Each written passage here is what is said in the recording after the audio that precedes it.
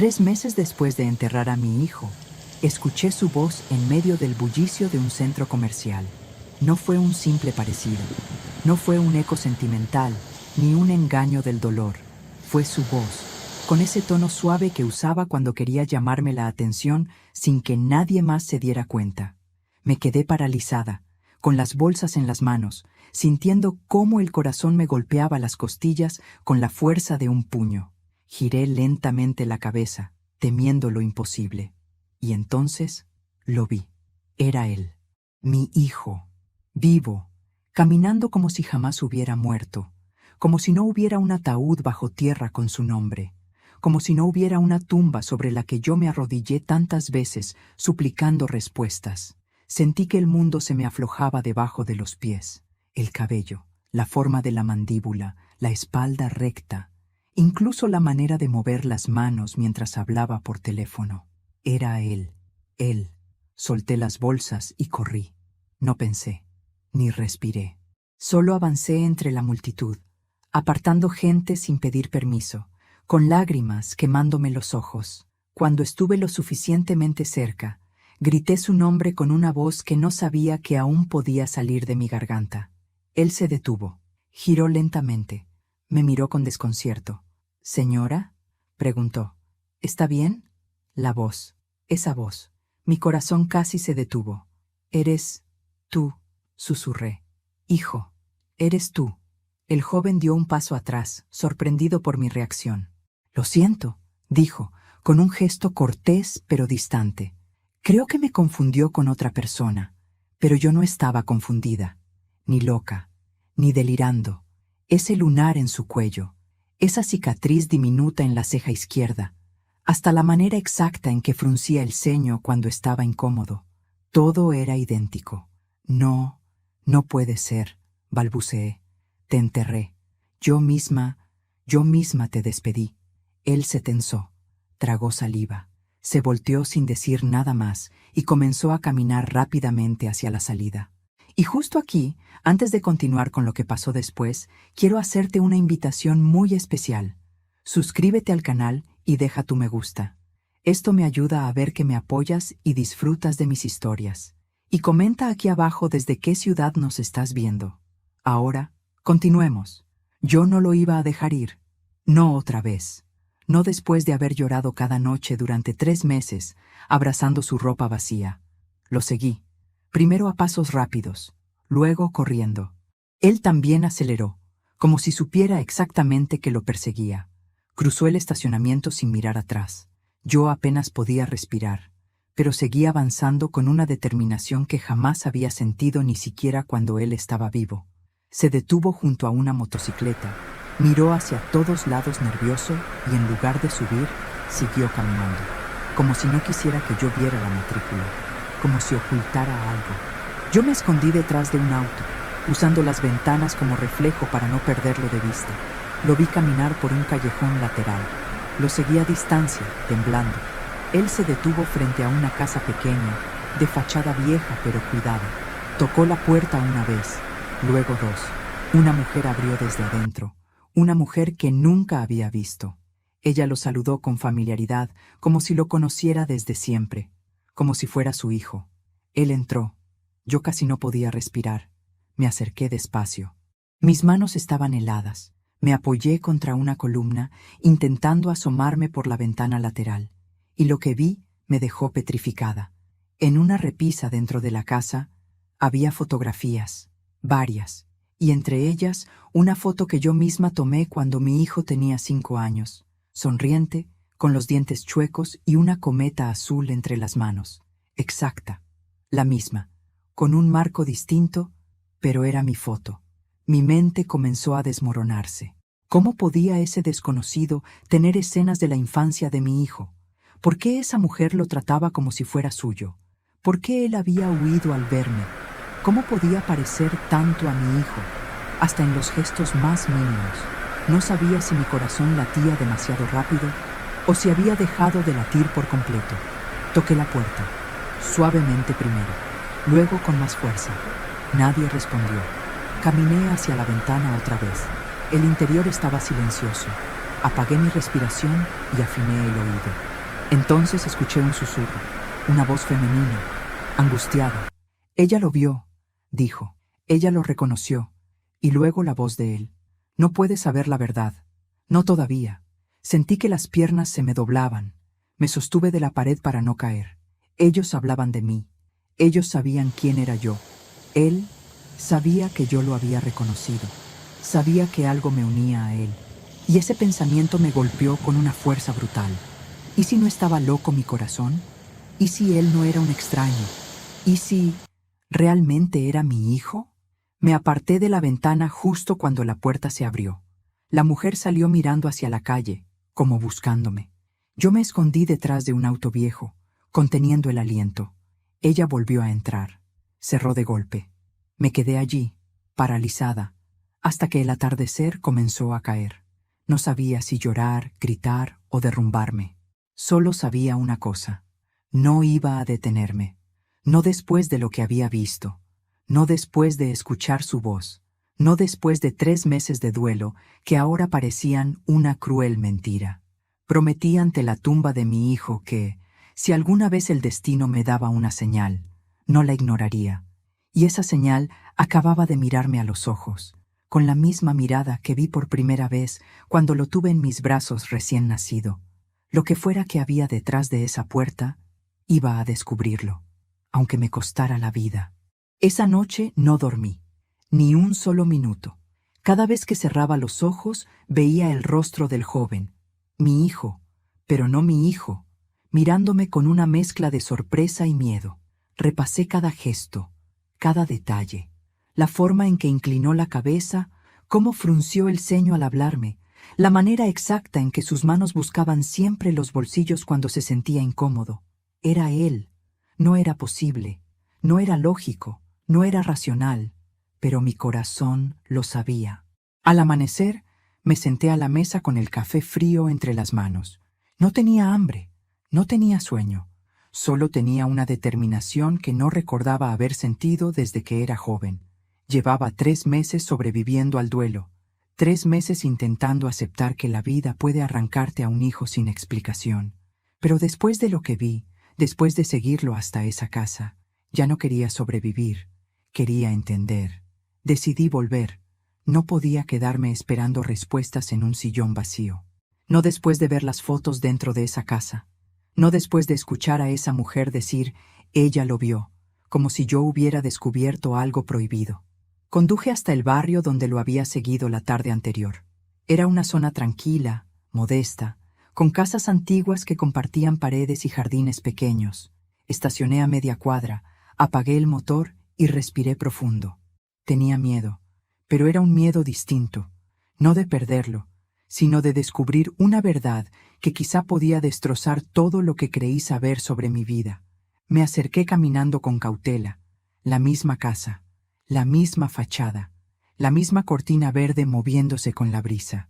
Caminé por la vereda fingiendo estar distraída, pero mis ojos registraban cada detalle. No había autos estacionados afuera. Todo estaba en silencio. Me detuve frente a la ventana lateral, la misma donde la tarde anterior había visto las fotos. Las cortinas estaban corridas esta vez. No podía ver nada hacia adentro. Toqué la pared, fría, áspera, intentando anclarme a algo tangible, porque dentro de mí todo era un torbellino. Respiré hondo. Me preparé para tocar la puerta. Y entonces la escuché. Una risa. La risa de él. Mi hijo. Era una risa suave, contenida, como la que hacía cuando se avergonzaba. Yo la conocía. Yo la había escuchado desde que él tenía apenas 3 años. Me quedé paralizada, con las manos temblando. Las voces venían del patio trasero. Caminé bordeando la casa, cuidando que mis pasos no crujieran sobre la grava. Cuando alcancé la reja lateral, me detuve y miré a través de los barrotes. Allí estaban, el joven y la mujer. Ella le hablaba con afecto, con una familiaridad casi maternal. Él cortaba leña con movimientos precisos, y ahí, en su nuca, vi otra vez la cicatriz. La misma que él tenía desde niño cuando se cayó de una bicicleta, y yo, desesperada, lo llevé al hospital. Me quedé sin aire. ¿Qué hacemos si vuelve?, preguntó la mujer, preocupada. El joven dejó el hacha, respiró hondo y dijo algo que me heló. Vamos a tener que decirle la verdad tarde o temprano. Verdad, tarde o temprano. La mujer bajó la mirada. Él se secó el sudor de la frente y añadió: ella no debería haberme visto todavía. No estaba listo. ¿Todavía? ¿No estaba listo? ¿Listo para qué? Mi corazón latía tan fuerte que temía que pudieran escucharlo desde donde estaban. Retrocedí un paso sin querer y la grava crujió bajo mi zapato. Ambos se quedaron en silencio. El joven giró la cabeza hacia la reja. Su mirada recorrió el patio, luego el borde de la casa, luego justo hacia donde yo estaba escondida. Contuve la respiración. Sentí que mi corazón se detenía. Sus ojos se entrecerraron, como si percibiera una presencia. ¿Qué pasó?, preguntó la mujer. Nada, dijo él, aunque no sonaba convencido. Creí haber visto algo. El silencio que siguió fue insoportable. Me alejé sigilosamente hasta llegar a la esquina y seguí caminando rápido, como si mis piernas supieran que tenía que huir de ahí antes de que mis pensamientos me aplastaran.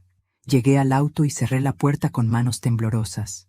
Me quedé allí sentada varios minutos, tratando de ordenar mis ideas. Pero cada vez que intentaba pensar en algo racional, una imagen volvía a mi mente. Las fotos en la repisa. ¿Cómo podían estar allí? ¿Quién era esa mujer para tener retratos de mi hijo, fotos que yo misma tomé y que jamás salieron de mi casa? La primera explicación lógica fue terrible. ¿Habían entrado a mi casa antes de su muerte? ¿Habían robado las fotos? ¿Habían estado observándonos desde hacía mucho tiempo? Pero cuanto más lo pensaba, menos sentido tenía. La segunda explicación era peor. Quizá no era él quien murió. Quizá enterré a otra persona. Quizá alguien manipuló todo. Y la tercera me dejó sin aire. Quizá ese joven no era un extraño. Quizá realmente era sangre de mi sangre, pero no el hijo que crié.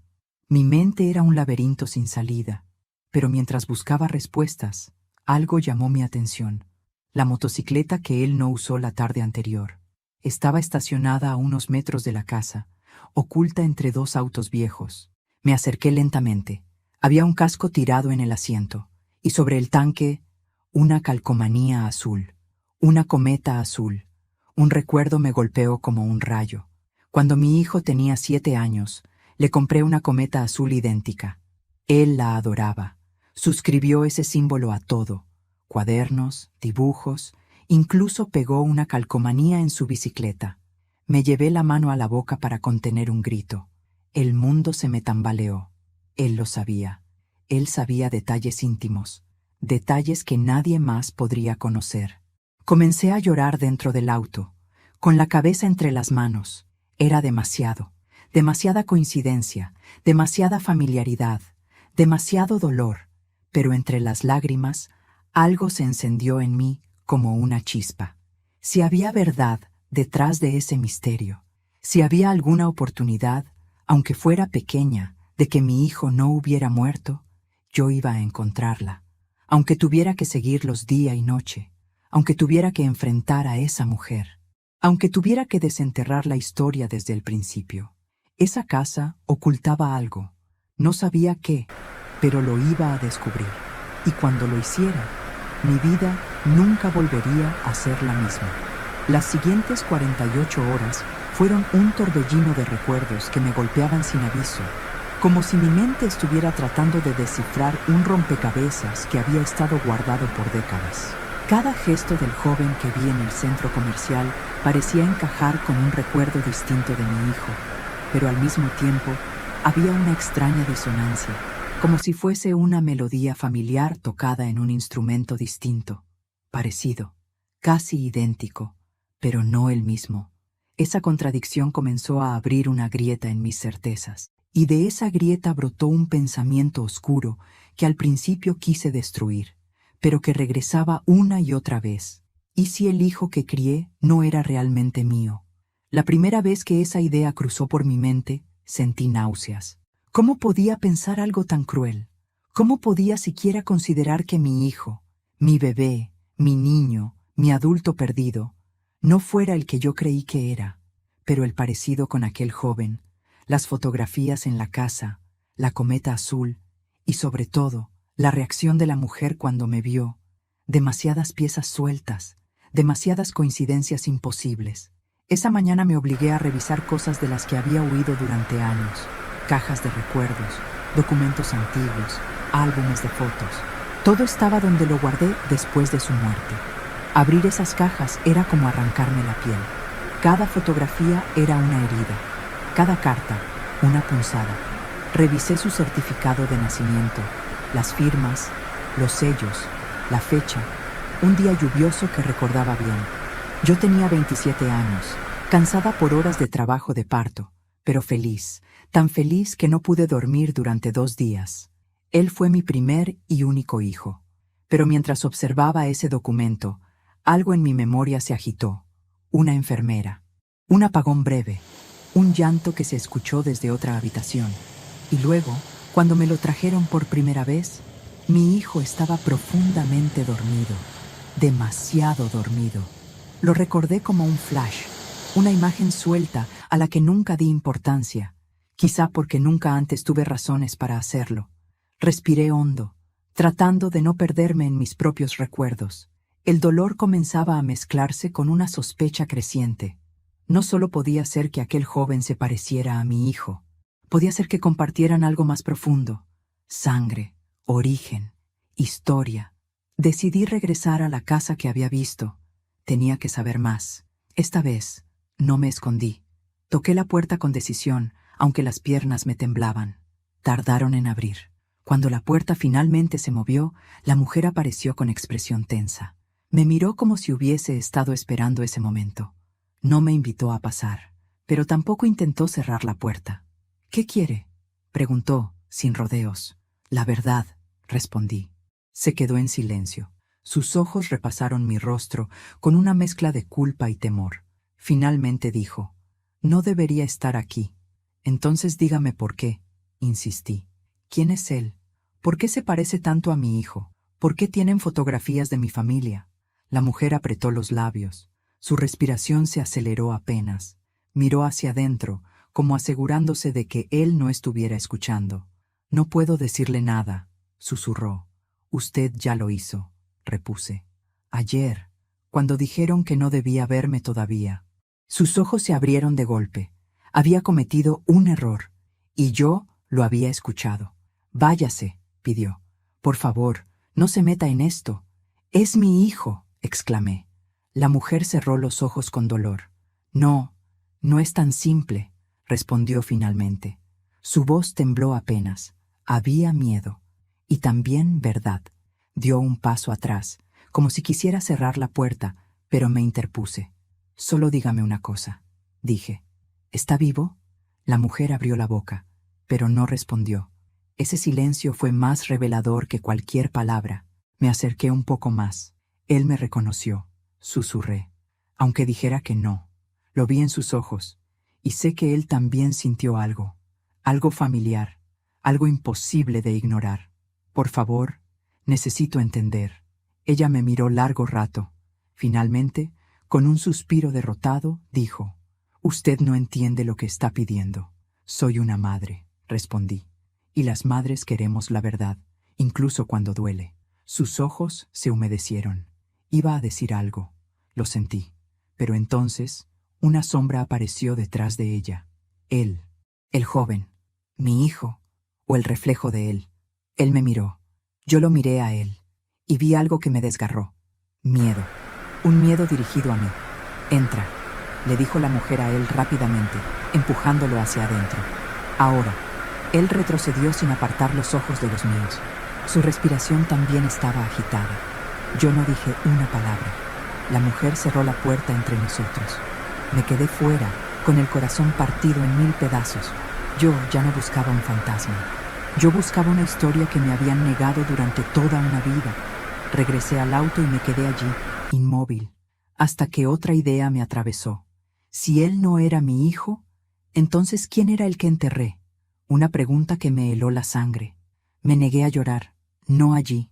No aún. Encendí el auto y me marché, pero mientras lo hacía, Sentí algo diferente esta vez. Ya no era una viuda del duelo, era una madre en guerra.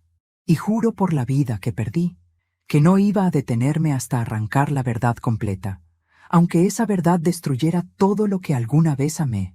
Pasé la noche entera en vela, sentada frente a la ventana, observando las luces lejanas de la ciudad como si en ellas pudiera leerse una respuesta.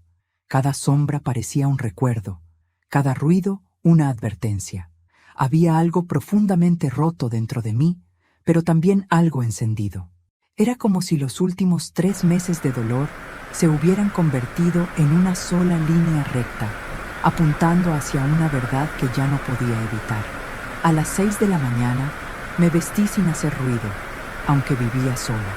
Tomé mi bolso y las carpetas donde guardaba documentos de mi hijo, certificados, fotos, recibos médicos, cartas, incluso algunas cosas que él escribió cuando era niño.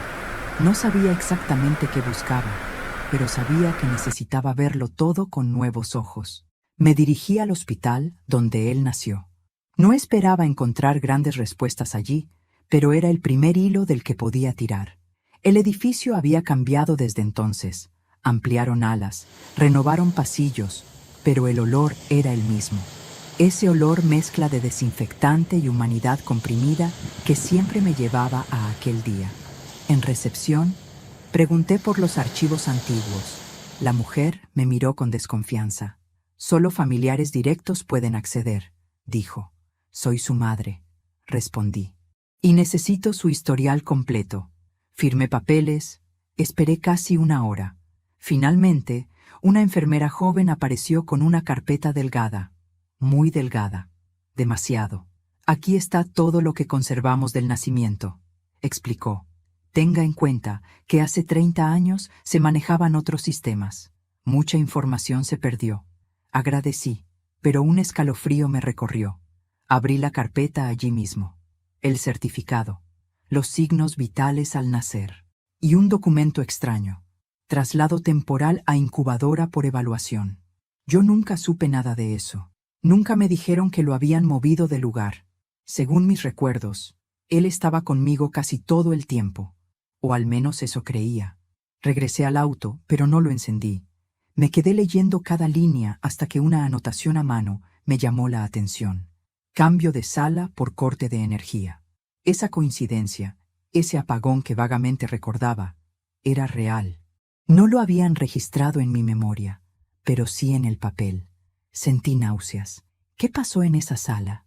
¿Qué se movió sin que yo lo supiera? ¿Por qué nadie nunca mencionó nada? Respiré hondo y conduje hasta la morgue municipal. Allí también necesitaba buscar respuestas. ¿El cuerpo que enterré era realmente el de mi hijo? A veces el dolor distorsiona, pero yo recordaba haber visto su rostro. Aunque también recordaba que insistieron en mantener el ataúd casi cerrado, por respeto al estado del cuerpo. En ese momento, hundida en el dolor, lo acepté sin cuestionar. Hoy ya no aceptaba nada sin cuestionarlo. En la morgue me atendió un empleado de rostro cansado. Le expliqué la situación. Me pidió el número de registro del fallecimiento. Se lo di. Buscó en una computadora antigua con teclas amarillentas. Finalmente levantó la vista y dijo: «Tuvimos un problema con ese expediente». «¿Qué tipo de problema?»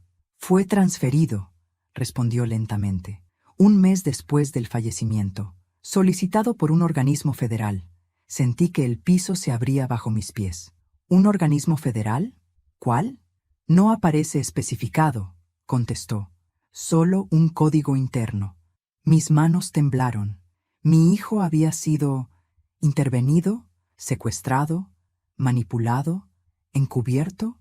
Algo inmenso se estaba moviendo por debajo de mi tragedia personal. ¿Puedo ver el registro original de la autopsia?, pedí. «Hay una nota», dijo revisando la pantalla. «Autopsia innecesaria. Cuerpo no requerido para análisis». No. ¿Y la enfermera que recibió el cuerpo? ¿El médico que firmó? «Ambos ya no trabajan aquí», respondió. «Y los contactos están desactualizados». Sentí que mi respiración se aceleraba, como si todo el aire se hubiera vuelto más pesado. Me apoyé en el escritorio. El hombre me ofreció un vaso de agua. Yo negué con la cabeza. No quería agua, quería verdad. Salí tambaleando de la morgue. En el estacionamiento me quedé mirando el cielo gris que amenazaba lluvia. Y entonces un pensamiento se clavó en mi mente como un cuchillo frío. Alguien no quería que yo hiciera preguntas sobre la muerte de mi hijo. Y ahora que las estaba haciendo, ¿qué impediría que intentaran detenerme? Fui al auto, pero no lo encendí de inmediato. Tomé mis carpetas, las abrí sobre el asiento y comencé a comparar fechas, nombres, firmas. Algo no encajaba. 2 firmas del médico parecían diferentes, como si hubieran sido hechas por manos distintas. Mi corazón latía con fuerza. Saqué una lupa pequeña que guardaba en el bolso, una herencia de mi obsesión por revisar detalles cuando era costurera. Amplié la firma. Una tenía trazos firmes, seguros. La otra, temblorosos, disparejos, fraude, manipulación, encubrimiento. Y detrás de todo eso, una razón. Miré la foto más reciente de mi hijo, aquella en la que llevaba la chaqueta de cuero que tanto amaba. Sus ojos, siempre brillantes, parecían mirarme desde otro tiempo. Y entonces una idea me estremeció. ¿Y si alguien necesitaba borrar su identidad? ¿Y si lo sustituyeron? ¿O y si lo usaron? La imagen del joven idéntico a él volvió a mi mente. El lunar, la cicatriz, el gesto, su voz. ¿Podían 2 personas ser tan iguales sin compartir algo más que apariencia? La genética era caprichosa, pero no tanto. Había solo 2 posibilidades. ¿Eran gemelos separados al nacer? ¿O uno de ellos no era quien decía ser? El cielo rompió en lluvia de repente, como un estallido, empapando el parabrisas.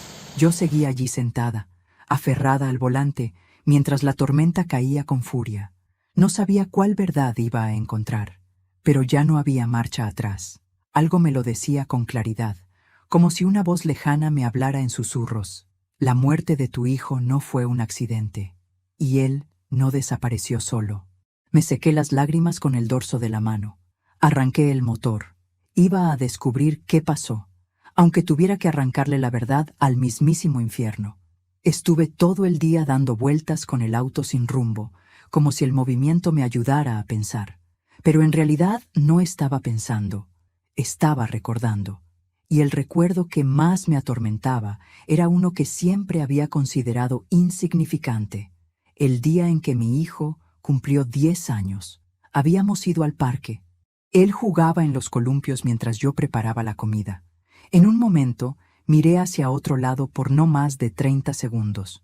Cuando volví a mirar, 2 niños corrían entre los árboles, ambos vistiendo camisetas azules. Uno era mi hijo, el otro era exacto a él, tanto que por un instante no supe cuál era el mío. Recuerdo haberlos visto confundirse, cruzarse, reírse como si fueran un espejo. Me pareció extraño, pero los niños tienen parecidos todo el tiempo, o eso me dije. Nunca volví a pensar en eso, hasta ahora. Ese recuerdo comenzó a encajar en un rompecabezas que yo desconocía haber estado armando toda mi vida. Fui directo a mi casa. Necesitaba comprobar algo. Tomé el álbum de fotos y revisé cada imagen de mi hijo de niño. Su sonrisa, su cabello, sus ojos. Todos esos detalles que había amado durante años. Pero hubo algo que siempre me llamó la atención y nunca cuestioné. En muchas fotos aparecía un pequeño reflejo detrás de él. Un niño borroso. Un rostro que siempre pensé que era un amigo, algún vecino, un primo lejano. Pero ahora, al mirarlo con atención, no era un amigo, no era un primo. Era el mismo niño, el niño del parque, el niño idéntico a mi hijo. Y la pregunta más aterradora surgió. ¿Y si mi hijo tenía un hermano gemelo del que jamás me informaron? Sentí un escalofrío que me recorrió la espalda entera. Me llevé la mano a la boca. El hospital, el apagón, el traslado de sala. ¿Podía ser posible que hubieran intercambiado bebés? ¿Podía ser que me entregaran solo a uno de ellos y el otro hubiera desaparecido sin explicación? ¿Y si ese joven que ahora veía era el gemelo perdido? Mi corazón latía tan fuerte que no podía escucharlo. En medio de mi horror, me detuve. Quise llorar, pero ya no tenía lágrimas. La verdad se acercaba como una ola gigante, y yo sabía que cuando me golpeara, no habría forma de volver a ser la misma. En ese instante, como si el destino quisiera probarme, mi celular vibró. Era un número desconocido. ¿Diga? Contesté con voz temblorosa. Un silencio breve. Luego, una voz joven. Su voz. «Deje de buscar», me dijo sin presentarse. Sentí que me desmoronaba por dentro. «Eres tú», susurré. Tú sí sabes quién soy. No se meta en esto», dijo él con un tono tenso. «No sabe lo que está removiendo». «¡Eres mi hijo!», grité, rompiéndome. «O parte de él. ¿Por qué no quieres que sepa la verdad?» Otro silencio. Respiró profundo. «Porque la verdad la va a destruir», susurró finalmente. «Y no quiero hacerle daño». «Dime tu nombre», pedí. «No puedo. Ven a verme», rogué. «No te voy a hacer daño. Solo quiero entender».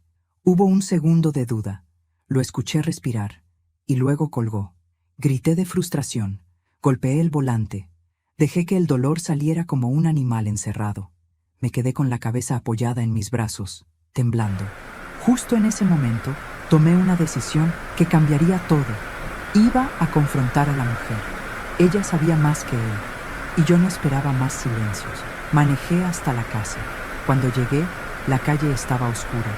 Había un auto estacionado que no estaba el día anterior. Un sedán negro, con vidrios polarizados. Sentí un escalofrío. No era el tipo de vehículo que se ve en ese barrio. Toqué la puerta varias veces. Nadie respondió. Miré hacia la ventana. Cortinas cerradas. Miré hacia la reja del patio. Candado nuevo. Algo estaba mal.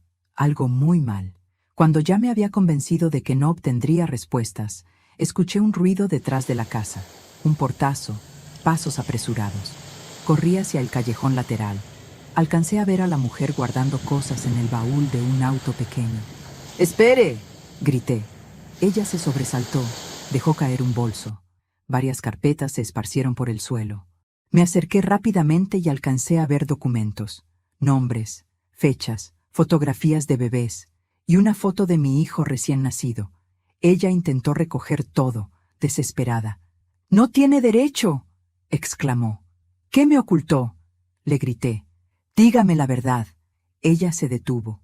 Me miró con los ojos llenos de lágrimas. Usted nunca debía saberlo», susurró. «¿Saber qué?». Ella cerró los ojos. Temblaba. Su hijo. No debía haber muerto. Mi mundo se detuvo. «¿Qué dijo?». «Su hijo fue tomado», dijo con voz quebrada. «Necesitaban a alguien con su perfil. No puedo decir nada más o nos matarán a los dos». Me quedé helada. No podía moverme. No podía respirar. «Él», continuó ella señalando la casa. «Él es lo que quedó de un plan que salió mal». «¿Es mi hijo?», pregunté llorando. Ella negó suavemente. «No, pero tampoco es un extraño». Mis piernas se aflojaron. Me apoyé en la pared. Ella recogió las carpetas, entró al auto y antes de encenderlo dijo: «Si realmente quiere respuestas, busque el expediente Proyecto Loto. Todo comienza ahí». Arrancó y se fue. Yo me quedé sola, en mitad de la calle silenciosa, con el corazón golpeando como un tambor. Y antes de seguir con lo que estoy a punto de contarte, porque lo que viene te va a estremecer, debo decirte, antes de continuar, dime aquí en los comentarios qué te está pareciendo esta historia hasta ahora y qué harías tú en mi lugar. No te vayas del video, porque lo que viene a continuación te pondrá la piel de gallina. Respiré hondo, me sequé el rostro y susurré al viento: «Proyecto Loto, voy a encontrarte». Esa noche, después de escuchar por primera vez el nombre Proyecto Loto, sentí que una parte de mí despertaba. No era esperanza, no era alivio, era una rabia antigua, profunda, que llevaba 3 meses dormida bajo toneladas de dolor. Algo en mí supo, sin duda alguna, que ese nombre era la llave de todo. La muerte de mi hijo, el cuerpo que enterré, el joven idéntico a él, las fotos en esa casa, el expediente transferido, todo estaba conectado a esas 2 palabras. Dormir no fue posible. Pasé horas frente a la computadora buscando todo lo que pudiera. Proyecto Loto arrojaba resultados mínimos, una mención en un foro antiguo, comentarios borrosos sobre programas de identificación y un artículo eliminado de un periódico local hace más de 20 años. Nada concreto, nada que explicara por qué una madre como yo había tenido que enterrar a un hijo que quizás no estaba muerto. A las 5 de la mañana salí de casa con una determinación férrea. Me dirigí al archivo histórico del municipio. No sabía exactamente por qué ese lugar, pero intuía que los proyectos viejos, los secretos enterrados, dejaban rastros que solo podían encontrarse en papeles olvidados. El edificio era frío, con estanterías metálicas que conservaban el olor a tinta y polvo de décadas pasadas. Le expliqué al archivista que buscaba información sobre un viejo programa gubernamental. No parecía sorprendido. Ese lugar recibía investigadores de todo tipo. «¿Proyecto Loto?», repitió el archivista, arrugando el ceño. «Ese nombre me suena, pero no está en los registros públicos. Necesito encontrarlo», dije, sintiendo que mi voz temblaba de urgencia. El hombre revisó un libro enorme, luego un catálogo digital, luego una lista de proyectos cancelados. «Aquí está el código», dijo finalmente, señalando una línea muy tenue, escrita a mano. Año 1992. Clasificado. Mi corazón dio un vuelco. ¿Clasificado por quién? Agencia Federal, respondió. No tengo acceso al contenido, solo a la existencia del proyecto. No era mucho, pero era suficiente. Año 1992. Clasificado. Proyecto relacionado con niños. Ese año no significaba nada para mí, hasta que lo pensé mejor. Mi hijo nació en 1993. Sentí un escalofrío que me recorrió entero el cuerpo. ¿Hay algún documento no clasificado?, pregunté. El archivista dudó, pero finalmente trajo una caja sin etiqueta. Esto estaba junto al registro, dijo. No dice Proyecto Loto, pero podría interesarla. Mis manos temblaban cuando abrí la caja. Dentro había sobres amarillos, fotografías en blanco y negro, informes médicos sin nombres, solo códigos. Pero lo que más llamó mi atención fue un cuaderno pequeño, de tapa azul, con una flor de loto dibujada a mano. Lo abrí con cuidado. La primera página decía: Pruebas de duplicación fenotípica, Protocolo 7, Supervisor DT. Mi respiración se cortó. Duplicación fenotípica. Eso significaba crear individuos con rasgos idénticos. Pasé las hojas con terror contenido. Había fotografías de bebés. 2 bebés idénticos por cada número de registro. Códigos escritos a mano. L01, L02, L03, 2 por cada número. Siempre 2. Gemelos. O duplicados. O algo que no quería comprender aún. Luego encontré una nota escrita con tinta corrida. Las familias solo deben recibir a uno. El otro será reasignado. Bajo ninguna circunstancia deben reencontrarse. Mis manos se cubrieron de sudor. Leí la frase una y otra vez, sintiendo que el mundo se hacía más pequeño a mi alrededor. Bajo ninguna circunstancia deben reencontrarse. Recordé al niño en el parque. Recordé el apagón en el hospital. Recordé el certificado con firmas distintas. Recordé la insistencia en no abrir el ataúd. Comencé a llorar sin control. No puede ser, susurré. El archivista me miraba con preocupación. Señora, ¿está bien? Necesito llevarme esto, dije. No está permitido, respondió con firmeza. Lo miré a los ojos. Le hablé con una voz que no parecía mía. Es sobre mi hijo. No voy a dejarlo aquí. Él dudó demasiado. Y finalmente, con un suspiro cansado, dijo: 5 minutos. No más. Corrí al auto con la caja en brazos. Allí, completamente sola, abrí el cuaderno nuevamente. En una de las últimas páginas había un registro de pruebas fenotípicas numeradas del 01 al 20. Y al final, registro L14, fecha 1993, estado, completado, asignación A, sujeto entregado a familia, asignación B, sujeto retenido para observación, nota, riesgo emocional elevado si se reencuentran. Mi cuerpo entero se quedó rígido. El año de mi hijo, L14, 2 bebés. Uno para mí, otro desaparecido. Y entonces, la frase que cambió mi vida. Sujeto A, entregado a familia González, mi apellido. Y debajo, sujeto B, en custodia para programa secundario. Sentí que el aire me abandonaba. Él, el joven, el que había visto, el que había hablado conmigo, el que tenía mis fotos, el que tenía los gestos de mi hijo, era sujeto B. Mi hijo no había sido el único. Mi hijo tenía un doble, un hermano, una copia, un gemelo o algo más, algo que todavía no podía comprender. Y lo peor no era eso. Lo peor era la última línea del cuaderno. En caso de muerte del sujeto A, el sujeto B debe ser monitoreado de inmediato. Mi hijo A había muerto, pero B estaba vivo y me estaba evitando. Guardé el cuaderno contra mi pecho y cerré los ojos. Dios mío, ¿qué les hicieron? Por primera vez, no lloré de tristeza, lloré de terror. Salí del estacionamiento del archivo como si me estuviera escapando de un crimen. El cuaderno azul estaba en el asiento del copiloto, temblando junto conmigo cada vez que el auto pasaba por un bache.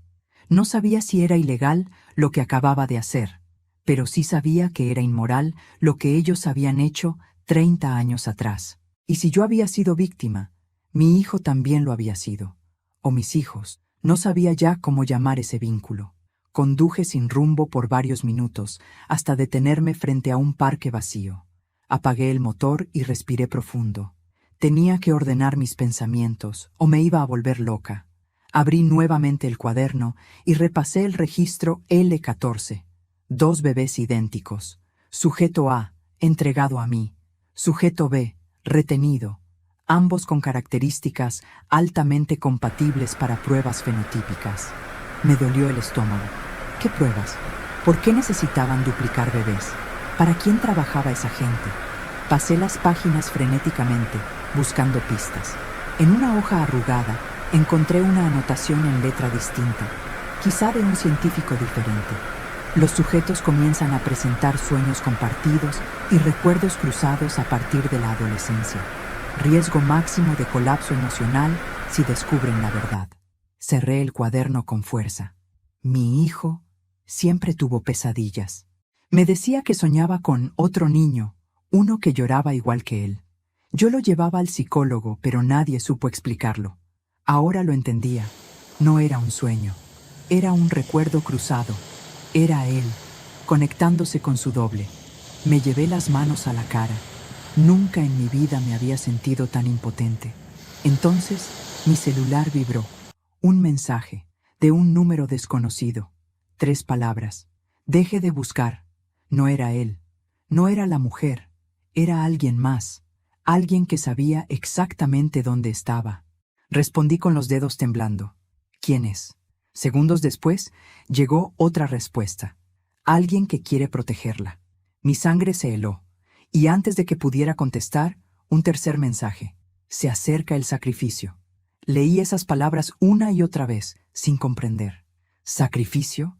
¿De quién? ¿Por qué? Miré alrededor, paranoica, esperando ver un auto sospechoso, una sombra moviéndose, pero no había nadie. Encendí el auto con desesperación. Tenía que hablar con el joven. No podía esperar más. Volví a la casa donde lo había visto. Cuando llegué, la puerta estaba abierta de par en par. Eso, por sí solo, fue suficiente para acelerarme el pulso. Entré con cautela. «¿Hola?», susurré. La sala estaba vacía. La cocina también. La mesa sin platos ni tazas. El silencio absoluto. Corrí hacia la habitación del fondo. La mujer estaba allí, empacando a toda velocidad. Ropa, documentos, dinero. Me miró con desesperación. «Tenemos que irnos», dijo. «¿Ya vienen? ¿Quiénes? ¿Dónde está él?». Ella negó con fuerza. No debió buscar el proyecto. La marcaron. Ahora lo saben todo. «¿Quiénes? Dígame dónde está mi hijo». Ella apretó los dientes. «Él no es su hijo». «Entonces dígame quién es», grité. Ella se detuvo. Se acercó. Me tomó las manos. «Escúcheme bien», susurró con voz rota. «Usted crió al sujeto A. Yo cuidé al sujeto B. Fueron separados porque así querían mantener el equilibrio emocional. 2 vidas distintas, para que ninguna colapsara. Entonces, ¿por qué él vive así? ¿Por qué recogiendo latas, escondiéndose? Porque él nunca se adaptó, respondió ella, con lágrimas cayéndole por las mejillas. Él sabía que algo le faltaba, sabía que no era completo. Cuando su hijo murió, B sintió un vacío tan profundo que casi pierde la cordura. Lo buscó, lo sintió, y cuando la vio a usted, supo la verdad. Todo dentro de mí se derrumbó. Él sabía, él me reconoció, no con la lógica, sino con el alma. ¿Dónde está?, pregunté, apenas respirando. Ella dudó. Finalmente señaló hacia la parte trasera de la casa. En el sótano. Pero no vaya. Él no está bien. Corrí antes de que pudiera detenerme. Encontré la puerta. Bajé las escaleras. El sótano estaba oscuro. Olía a humedad. Y entonces lo vi, sentado en el suelo, abrazando sus rodillas, temblando como un niño. Su respiración era agitada, como si tuviera miedo de sí mismo. «Hijo», susurré sin pensarlo. Él levantó la cabeza. Sus ojos estaban llenos de lágrimas. «No soy tu hijo», dijo con voz quebrada, «pero siento que debería serlo». Me acerqué. Él retrocedió. «No me toque, por favor», suplicó. «Si me toca, no voy a soportarlo». Mi corazón se rompió en 1000 pedazos. «Dime la verdad», pedí. «¿Qué te hicieron?». Él respiró hondo. «Me convirtieron en un reemplazo», dijo, «en una copia de una vida que nunca tuve. Pero cuando él murió, algo se rompió adentro de mí. Sentí que tenía que buscarla, como si mi alma supiera que le debía algo. Comencé a llorar. Él también. Entonces se escuchó un ruido arriba, puertas golpeándose, voces. La mujer gritó: «¡Corre! ¡Están aquí! ¡Van por él!». Él me miró con desesperación. «No puedo dejar que la lastimen. Váyase». «No», dije. «No voy a perder un hijo 2 veces». Él tomó mi mano. Su piel temblaba. «Gracias por sentir que lo era». Le besé la frente. Los pasos bajaron por las escaleras, y en ese instante él susurró: «Perdóname, este es mi sacrificio». Se levantó, corrió hacia los hombres armados y gritó: «Déjenla ir, yo soy el que buscan». Yo grité su nombre. Lo arrastraron, lo golpearon, y me dejaron en el suelo cuando la mujer me empujó hacia una salida trasera. Salimos corriendo. Escuché gritos, disparos, llantos. No sabía si él seguía vivo. Solo sabía una cosa: no iba a permitir que su sacrificio fuera en vano. No recuerdo cómo logramos salir vivas de aquella casa. La mujer, a quien ahora empezaba a ver no como enemiga, sino como cómplice forzada, me arrastró por un pasillo estrecho que conducía a un jardín abandonado detrás de unas paredes cubiertas de hiedra. Mis piernas temblaban. Mi corazón iba tan rápido que creí que se me iba a detener.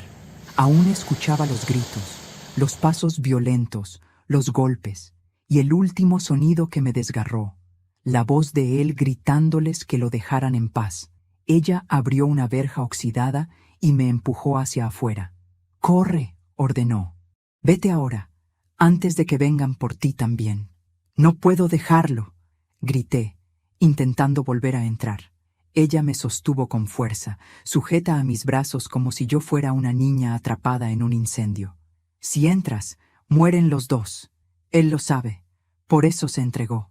Lloré con rabia, con impotencia, con un dolor que me rompía cada hueso. «Quiero salvarlo». «Entonces escúchalo», dijo ella con voz rota. Él eligió protegerla. «No arruine su sacrificio». Me quedé paralizada. Sacrificio. Esa palabra maldita había vuelto. La mujer tomó mi rostro entre sus manos. Él siempre sintió que le faltaba algo. Susurró: «Ahora sé qué era. Usted».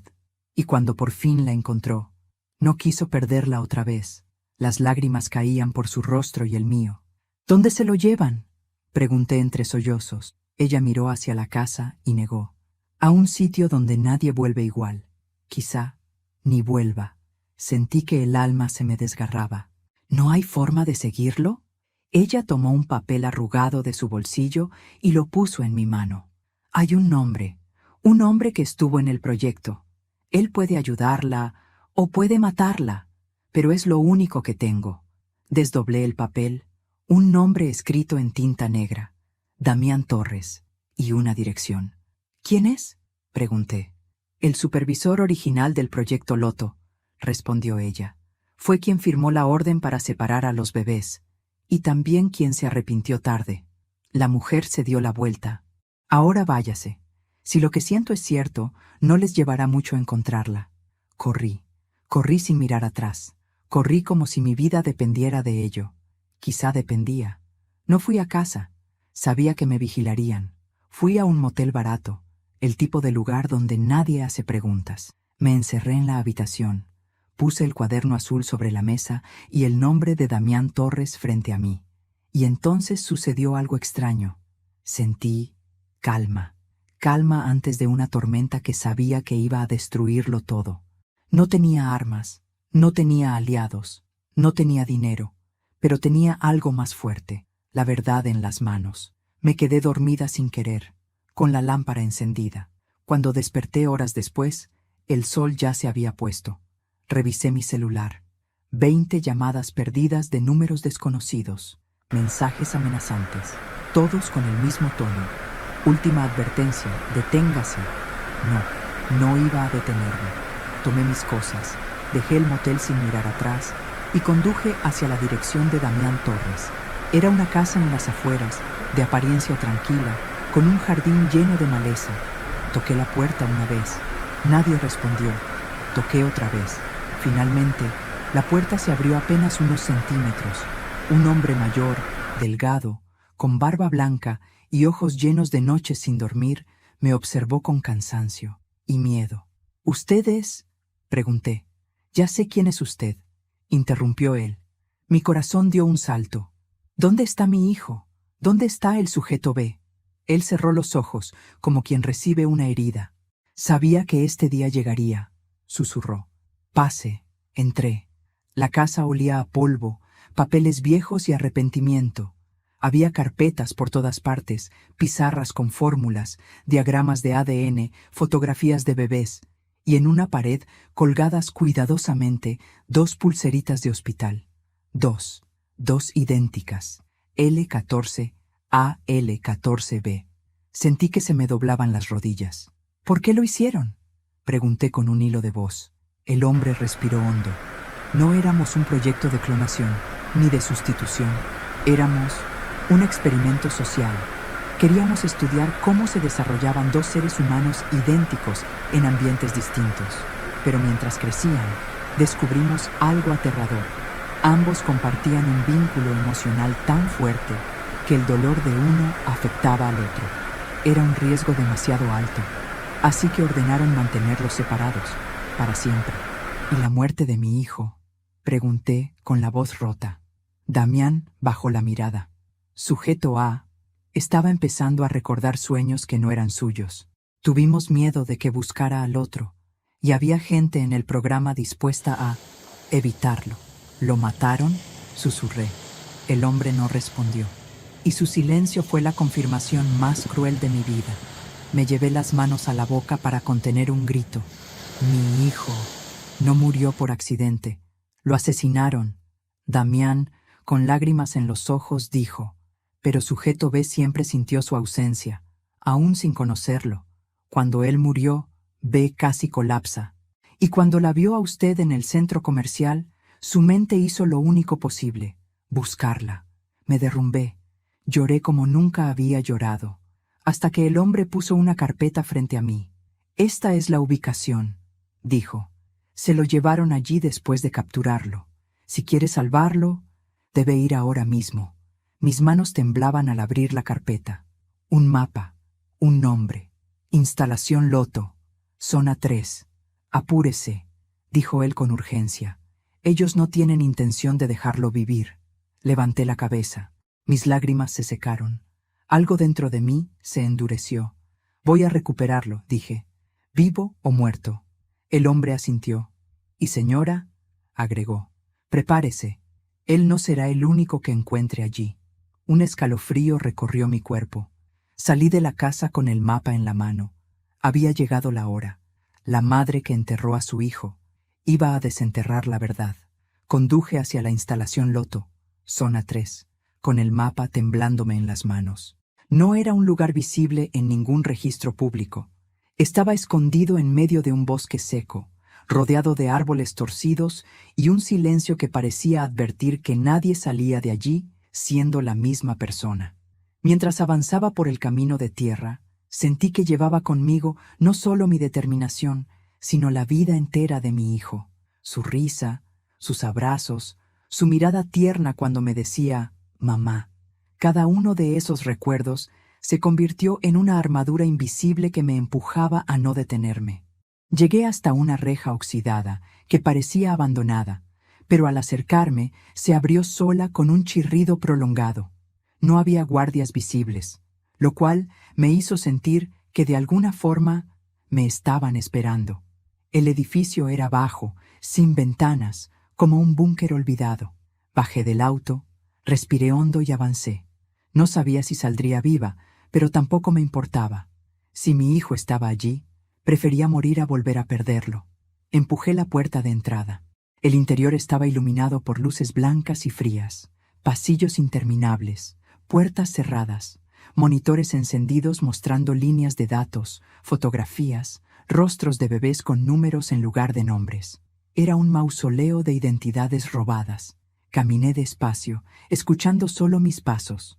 De pronto, una voz en un parlante resonó sobre mi cabeza. «Señora González». Llegó más lejos de lo que imaginábamos. Me quedé inmóvil. «¿Quién es?», pregunté. «Alguien que conoce el proyecto Loto desde antes de que usted diera a luz». Mi corazón se apretó. «¿Dónde está mi hijo?», exigí. «¿Cuál de los dos?», respondió la voz con un dejo de ironía. Avancé con rabia. Abrí una puerta al azar. Dentro había cunas vacías, alineadas como en un hospital, pero cubiertas de polvo. Otra puerta reveló archivos, decenas de carpetas con códigos que coincidían con los del cuaderno azul, fotos de niños idénticos, emparejados como si fueran productos en un catálogo. Seguí avanzando hasta llegar a una puerta metálica distinta a las demás, gruesa, con un panel electrónico. Antes de que pudiera intentar abrirla, se desbloqueó sola. La puerta se abrió lentamente, y allí estaba él, sujeto B, el joven idéntico a mi hijo, sentado en una camilla, con cables conectados al pecho, respirando con dificultad. Cuando me vio, su rostro se transformó, sus ojos se llenaron de lágrimas. «No debía traerla aquí», dijo con voz débil. «Ellos la quieren usar para terminar el experimento». Corrí hacia él. «¿Qué te hicieron? Dime». Querían ver qué pasaba si nos reunían, qué se activaba en la memoria. Tosió. «Pero yo no voy a permitir que la lastimen». Tomé su mano. Era cálida, real, viva. «No soy tu hijo», susurró él. «Pero cuando te vi, sentí algo que no puedo explicar, algo que siempre me faltó». Apreté su mano aún más fuerte. «Eres mi hijo también», le dije. «Aunque el mundo te haya tratado como un experimento, para mí eres un ser humano, y no voy a dejarte morir aquí». Él sonrió débilmente. No sabe cuánto esperé oír eso. De pronto, 2 hombres armados entraron. Uno gritó: «¡Aléjese de él, señora!». Me puse delante del joven, extendiendo los brazos. «No voy a moverme», grité. «Tendrán que pasar por encima de mí». El hombre apuntó el arma. Sentí que todo se detenía. El aire, la luz, el tiempo. Pero antes de que disparara, una tercera figura apareció detrás de ellos. Un golpe seco, otro. Ambos cayeron al piso. La tercera figura avanzó hacia la luz. Era Damián Torres. «Llegó justo a tiempo», dijo. «Si se quedaba afuera, no sobreviviría». Yo estaba en shock. «¿Por qué me ayuda?». Él suspiró. «Porque intenté detener todo esto hace 30 años y fracasé. Solo me queda corregir lo que pueda, mientras pueda». Nos ayudó a desconectar los cables del joven. Él estaba débil, pero consciente. Damián lo cargó del otro lado y juntos lo sacamos hacia el pasillo. «Podemos llegar a la salida trasera», explicó Damián. «Pero deben moverse rápido». Corrimos, mi corazón latiendo como un tambor. Las alarmas empezaron a sonar. Luces rojas parpadeaban. Escuché pasos detrás de nosotros. Gritos, órdenes, un disparo. luego otro. «Sigan», gritó Damián. Sentí el olor a pólvora, el eco del peligro, la adrenalina quemándome la sangre. Llegamos a una puerta de emergencia. La empujé con todas mis fuerzas. Afuera nos recibió el viento frío de la noche. El joven se apoyó en mí, respirando con esfuerzo. «Lo logramos», susurró, casi sin voz. Corrimos hacia el auto. Lo ayudé a sentarse en el asiento trasero. Encendí el motor y aceleré. Solo cuando el edificio quedó atrás, apenas visible entre los árboles, me permití llorar. Lloré de miedo, lloré de alivio. Lloré porque, por primera vez, no estaba perdiendo a un hijo, estaba salvando a uno. El joven me miró desde el asiento trasero. «Si me hubiera criado usted, creo que habría sido feliz». Giré un poco para verlo mejor. «Desde hoy, tienes un hogar», le dije con un nudo en la garganta. «Y una madre, si quieres aceptarla». Él cerró los ojos. Una lágrima cayó por su mejilla. «Sí», susurró, «quiero». Seguí conduciendo hacia el amanecer. La carretera se iluminaba poco a poco, como si el mundo entero quisiera darme una segunda oportunidad. Y supe, en ese instante, que aunque la verdad era terrible, aunque había perdido a mi hijo, en manos de un experimento inhumano, había ganado algo inesperado, la posibilidad de amar otra vez. Y esta vez no pensaba fallar, porque él, el joven que había sufrido tantas vidas rotas, merecía finalmente una vida propia, una vida libre, una vida real. Y si escuchaste esta historia hasta el final, quiero invitarte a suscribirte al canal y dejar tu me gusta. Tu apoyo me ayuda a seguir compartiendo estas historias tan profundas. Cuéntame aquí en los comentarios qué habrías hecho tú en mi lugar y desde qué ciudad me estás viendo. Me encanta leer los comentarios, de verdad. Gracias por acompañarme.